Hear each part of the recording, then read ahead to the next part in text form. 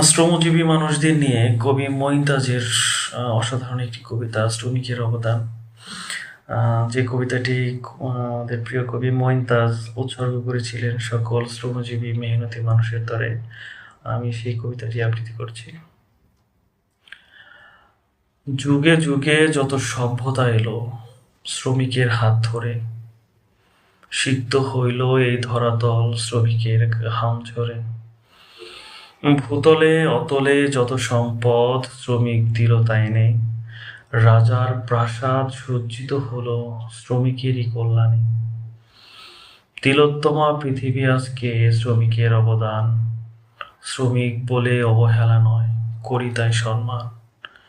পাহাড় কেটে নগর বানালো এই শ্রমিকের দল, জঙ্গল কেটে ফসল রুপিয়ে করিল তা শশীতল।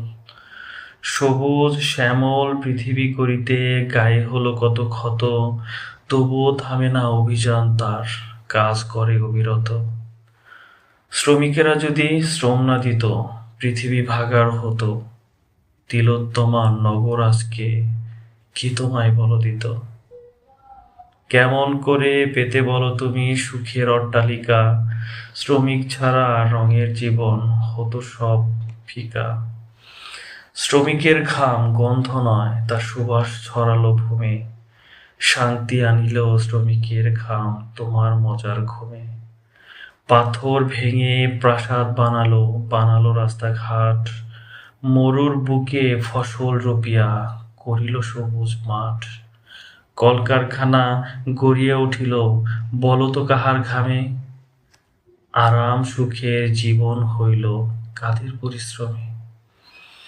জীবনের প্রতি পদে পদে আছে শ্রমিকের অবদান, পৃথিবী সাজাতে শ্রমিক মজুর করেছে জীবন দান। রক্তে রাঙানো লাল ফুল যত তাদেরই অবদান, পৃথিবীতে যত কৃষক শ্রমিক করে যায় সম্মান। অত্যাচারী জালিম যত হয়ে যাও সাবধান, আজ অবেলায় স্মরণ করি শিকাগোর বলিদান।